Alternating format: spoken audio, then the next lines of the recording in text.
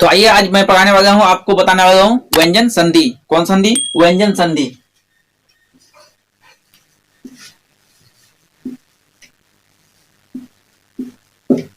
व्यंजन संधि। व्यंजन संधि का परिभाषा अगर हम जानेंगे तो व्यंजन संधि कैसे कहेंगे? अगर किसी स्वर को जैसे व्यंजन संधि हमको बताना है तो व्यंजन संधि स्वर की सहायता से बनती है। स्वर की सहायता से कैसे बनती है? तो व्यंजन वर्ण के साथ व्यंजन या स्वर के मिलने से जो उत्पन्न विकार होता है उसे व्यंजन संधि कहते हैं। व्यंजन संधि खुद नहीं बनती है, स्वर संधि खुद अकेले बनती है, लेकिन व्यंजन संधि नहीं बनती। स्वर के मिलने से ही व्यंजन संधि बनती है। व्यंजन संधि अपने आप को अकेला महसूस नहीं करता, वो किसी के साथ न किसी के साथ व्यंजन से व्यंजन मिलेगा, स्वर स्वर व्यंजन से मिलेगा, अगर या व्यंजन स्वर से मिलेगा तभी व्यंजन संधि बन सकता है। तो आगे कहते हैं इस व्यंजन संधि को 3 भाग में बांटा गया है। कितने भाग में? 3 भाग में व्यंजन संधि को बांटा गया है। तो देखते हैं कौन कौन भाग। पहला भाग है आपका व्यंजन और स्वर का योग। व्यंजन और स्वर का योग। दूसरा भाग की बात करें तो दूसरा भाग आपका है स्वर एवं व्यंजन का योग।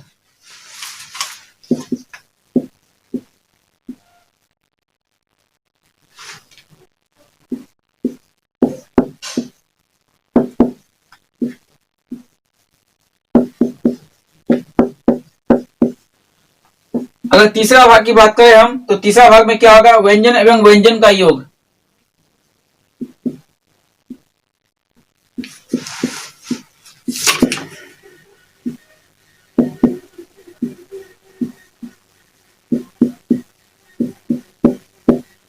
व्यंजन एवं व्यंजन का योग। यहाँ देखिए इस यहाँ पे क्या रहता है? व्यंजन और स्वर का योग। स्वर व्यंजन से मिला, उसके बाद स्वर क्या किया, फिर व्यंजन का योग से मिला, उसके बाद देखिए व्यंजन व्यंजन से मिला, मतलब किसी न किसी से मिलता मिलेगा तभी व्यंजन संधि बनेगा। व्यंजन संधि आइए देखते हैं व्यंजन संधि कैसे कैसे पहचानेंगे। इसको पहचानने का ट्रिक देखते हैं। यदि वर्ग के प्रथम अक्षर जैसे क, तो, थ, प, ये जो 4 है क, त, ट, प, यदि व्यंजन के प्रथम अक्षर इतने ये सब अक्षर, उसके बाद क्या रहता है के बाद किसी वर्ग का तीसरा या चौथा अक्षर का अंतस्थ वर्ण अथवा कोई स्वर आए तो वर्ग के उस प्रथम अक्षर के साथ उसकी वर्ग का तीसरा अक्षर हो जाएगा। अगर ये स्वर के साथ अगर इसका तीसरा अक्षर आ जाए तो कौन अक्षर? तीसरा अक्षर आ जाए तो उसके साथ ये अक्षर मिल के व्यंजन बनेगा। तो कैसे बनेगा आइए इसका उदाहरण देते हैं। दिक जोड़ अंत।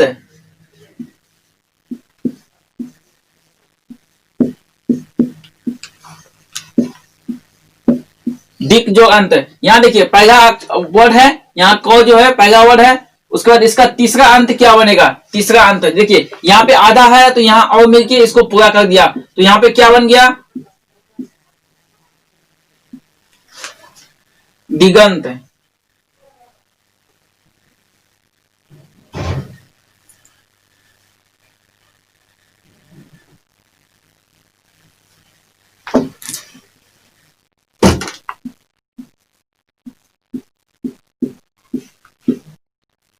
यहाँ पे क्या बन गया? दिगंत।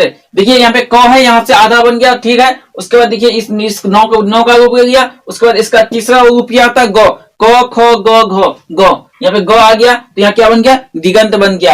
आइए देखते हैं फिर दूसरा क्या है। दूसरा है दिग्गज। यहाँ पे क्या है? दिग्गज।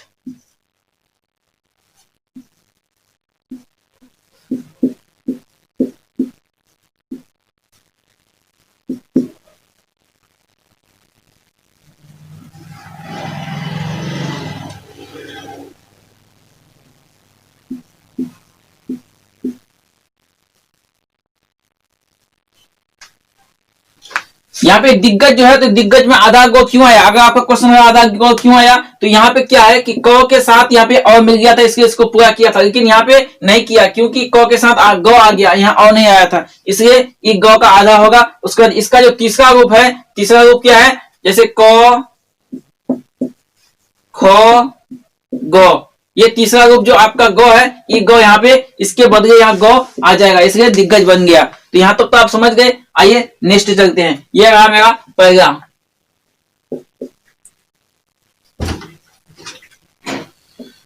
दूसरा में क्या कहता है कि यदि किसी वर्ग के प्रथम अक्षर को च ट प के बाद उसकी वर्ग का पांचवा अक्षर आवे तो प्रथम अक्षर के स्थान को च ट त प, ये है पहला अक्षर आधा आधा, ठीक। इसके आगे ये आए तो इसका क्या होगा, इसका हो जाएगा आपका उसकी वर्ग का पांचवा अक्षर आए, इसका पांचवा अक्षर क्या होगा, इसका पांचवा अक्षर होगा इसका क का, अंगो चौका, इसका लास्ट अंक क्या होगा, ऐसे हो गया क का अंगो चौका, यहाँ ट का नो, प का तो का नो और प का मो हो जाएगा। उसके बाद देखिए आगे इसका उदाहरण कैसे देना है। इसका उदाहरण ऐसे होगा, कैसे होगा, प्राक जोग मुख,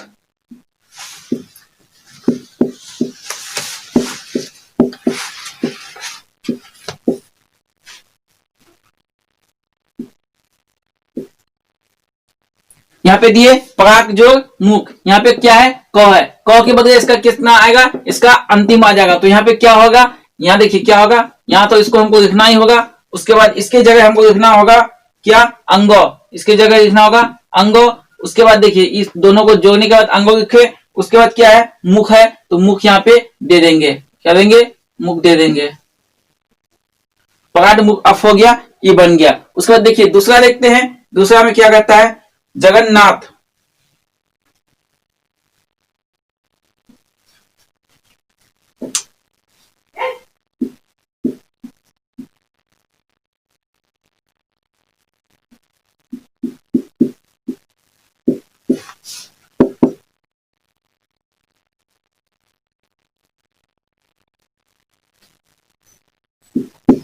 जगत जोग नाथ। अगर हम दूसरा देखते हैं तो जगत जोग नाथ होगा, तो यहाँ पे क्या होगा, जग तो होगा ही।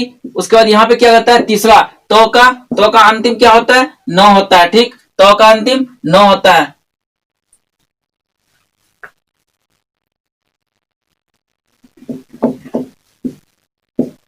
तो का अंतिम न होता है, तो यहाँ पे आधा न है तो आधा न होगा। उसके बाद नाथ है तो यहाँ पे नाथ होगा ही, तो ये जगन्नाथ बन गया। उसके बाद देखिए फिर हम आपको देते हैं उदाहरण, उत जो नत। अगर उत जो नत का बात करें तो यहाँ पे मेरा तो ऊ होगा ही, तो का क्या होगा, तो का अंतिम होगा, क्या होगा, अंतिम होगा। तो का यहाँ औ नहीं है इसलिए पूरा नहीं होगा, ये आधा नौ रहेगा। उसके बाद क्या है, इन नौ को हम यहाँ पे लिख देना है उन्नत, क्या बन गया, उत जो नत का उन्नत बन गया। ऐसे संधि हो गया, ये हो गया दूसरा। उसके बाद आते हैं तीसरा में है?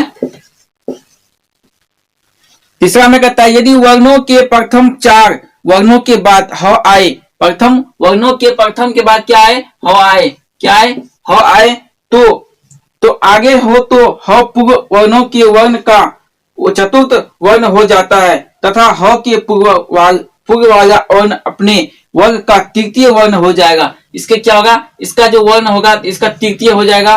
कौन तृतीय हो जाएगा, इसका तीसरा नंबर आ जाएगा।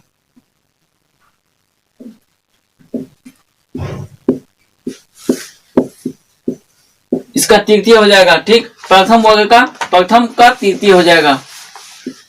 अगर हो आए तो देखते हैं कैसे होगा, क्या है, वाक जोग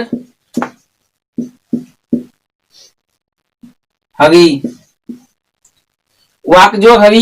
देखिए यहाँ पे क्या है, क है, क के आगे क्या आया, यहाँ पे जो है ह आया, तो इसका तीसरा क्या होगा, तीसरा आप देखते हैं यहाँ पे, तो हमको तो वाक लिखना होगा। उसके बाद इसका तीसरा क्या होगा, इसका क का तीसरा होगा गौ, क्या होगा, क का तीसरा क्या होगा, गौ होगा, तो यहाँ पे गौ लिखेंगे। अच्छा, तीसरे के बाद चौथा लिखना है। चौथा में क्या है, यहाँ पे गौ के बाद क्या होता है, घ होता है, उसके बाद यहाँ पे घ देना है। उसके बाद हमको यहाँ पे क्या है, री है, री जो है री को हमको यहाँ पे लिखना ही होगा।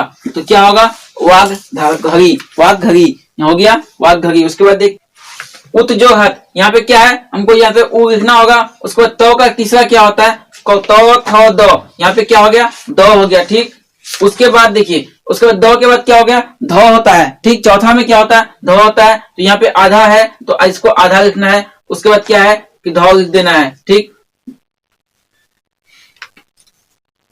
अब क्या बन गया उद्धत, यहाँ पे क्या बन गया उद्धत बन गया, देखिए उद्धत बन गया। ठीक, उसके बाद फिर आते हैं नेक्स्ट पॉइंट। नेक्स्ट पॉइंट में क्या होता है उत जो हार, यहाँ पे क्या कहता है उत,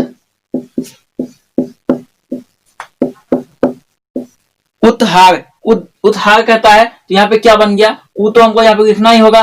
ठीक, उसके बाद तो का क्या होगा तीसरा होगा तो थो दो, उसके बाद क्या हो गया दो हो गया, दो आधा है, उसके बाद ह आया, उस आने के बाद क्या होगा इसका भी आधा बन जाएगा। उसके बाद क्या आएगा आकार देंगे धार देंगे, क्या बन गया उद्धार, क्या बन गया उद्धार बन गया। ठीक,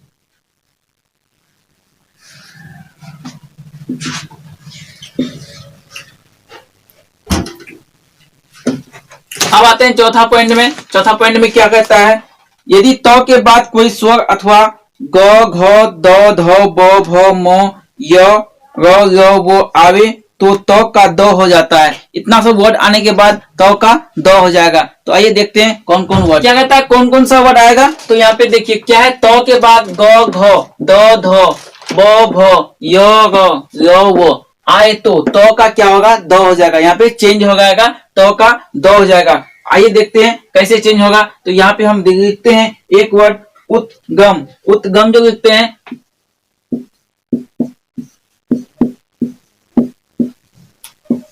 उद्गम लिखते हैं। तो उद्गम में क्या है कि यहाँ पे देखिए उ तो होगा ही यहाँ पे मेरा, उसके बाद तो है, तो कहाँ पे है तो हमको खोजना है, तो कहाँ पे है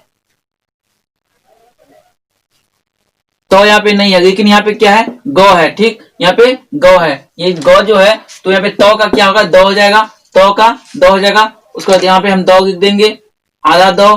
ठीक, उसके बाद गौ का क्या होगा तो का दो हो जाएगा। उसके बाद क्या होगा गम, गम तो यहाँ पे होगा। उसके बाद क्या हो गया उद्गम हो गया, यहाँ पे क्या बन गया उद्गम हो गया। आइए दूसरा देखते हैं। दूसरा में क्या कहता है उत्दंड, उत्दंड, उत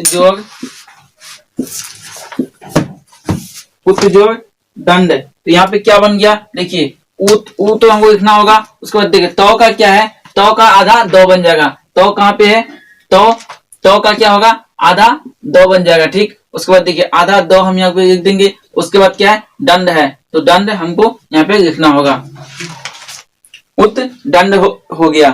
तो आप यहाँ तक समझ गए। उसके बाद देखते हैं आगे, आगे यहाँ पे क्या कहता है और भी एग्जाम्पल देते हैं आपको हम। सत आनंद, यहाँ पे क्या देते हैं सत जोड़ आनंद,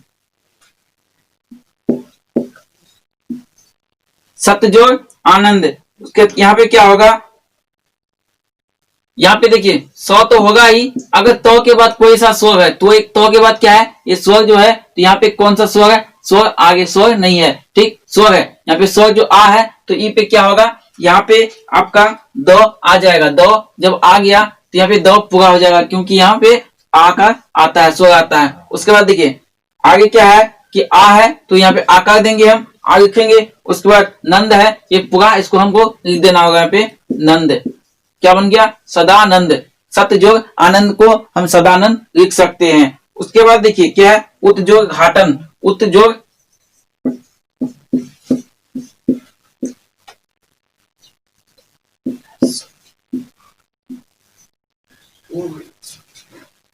उत्जोग घाटन। अब यहाँ देखिए यहाँ पे मेरा स्वर आया आकार, लेकिन यहाँ पे और आ नहीं है, तो यहाँ पे क्या होगा यहाँ पे तो के बाद क्या होगा आधा दो बन जाएगा, उसको आधा दो को लिख देना है। उसके बाद क्या है घाटन है तो घाटन लिख देना है, घटन उद्घाटन, उद्घाटन मेरा सेम टू सेम लिख देना है। ठीक, अगर तो के बाद देखिए यहाँ पे देखिए आधा तो के बाद अगर कोई सा भी स्वर आ जाए यहाँ से यहाँ तक, ये तो स्वर आ जाए तीसरा और चौथा, तो हमको उसका क्या है आधा दो लिखना है। उसके बाद जो आगे दिया हुआ है संधि के बाद जो दिया हुआ है तो उसको पूरा ठोको लिख देना है। तो यहाँ तो समझ गए चौथा पॉइंट। अब पांचवा पॉइंट में आते हैं। तो आइए पांचवा पॉइंट में क्या कहता है। पांचवा पॉइंट में कहता है अगर तो और दो के बाद चौ वर्ग चौ तो छो जो झो तो वर्ग या तो यो हो तो इसका ये चेंज हो जाएगा, आधा हो जाएगा। जैसे कैसे सत जोग जन, यहाँ पे क्या बनेगा सत जोग जन का बनेगा सत जन, यहाँ पे तो है और यहाँ जो है, तो यहाँ पे क्या है, जो बन जाएगा सज्जन। उसके बाद देखिए तो के बाद चौ है, तो चौ का क्या होगा कि उसका आधा हो जाएगा, उच्चारण उच्चारण हो जाएगा, उच्चारण हो जाएगा, आधा चौ आ जाएगा। उसके बाद रौना उतर जाएगा, उच्चारण हो जाएगा, इसका आधा हो जाएगा। उसके बाद सब जो चरित्र, यहाँ पे क्या होगा, चौ का आधा हो जाएगा। यहाँ पे देखिए तो अध के बाद चौ है, चौ का आधा होगा, छौ रहता है यहाँ पे, तो छौ का आधा आ जाता। ठीक उसी तरह यहाँ पे लिखना है सच चरित्र।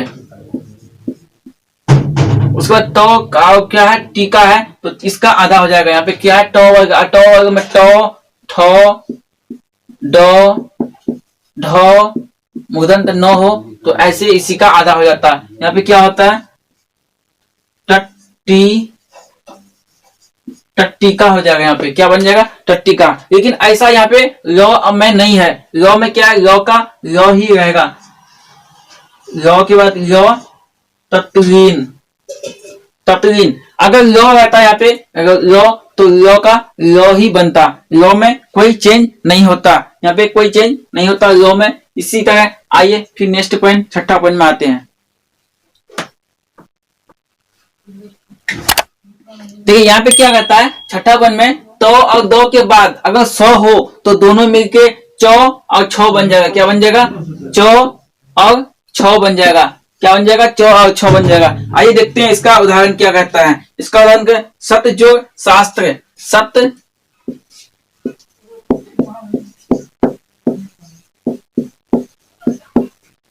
सत्यजोड़ शास्त्र। और यहाँ पे क्या कहता है, तो और दो के बाद अगर सौ हो तो ये दोनों मिलके क्या बन जाएगा। अब देखिए तो के बाद सौ है, तो अब देखिए यहाँ पे क्या बनता है, यहाँ पे सौ का सौ लिखेंगे, तो के बाद सौ है, तो यहाँ पे आधा चौ और छौ हो जाएगा। यहाँ आकार है तो यहाँ भी आकार हम दे देंगे। उसके बाद शास्त्र है तो शास्त्र यहाँ दे देंगे। सच्छास्त्र, यहाँ पे क्या बन गया, सच्छास्त्र बन गया। उसके बाद आइए दूसरा देखते हैं। दूसरा में क्या है, उद्योग शिष्ट, उद्योग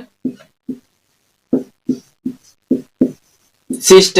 यहाँ पे देखिए ऊ का ऊ तो होगा ई, तो के बाद सौ है तो ई क्या बन जाएगा, ई चेंज हो जाएगा, क्या हो जाएगा, आधा चौ और छौ हो जाएगा, आधा चौ और छौ हो जाएगा। उसके बाद देखिए उसके बाद क्या बनेगा, उसके बाद यहाँ पे जो शिष्ट है तो षष्ठ हो जाएगा। उसके बाद दीर्घिका है तो दीर्घिका हो जाएगा। सेम टू सेम उतार देना है, बस 100 की जगह आपको आधा चौ और छौ लिख देना है। यहां तक तो समझ गए आप।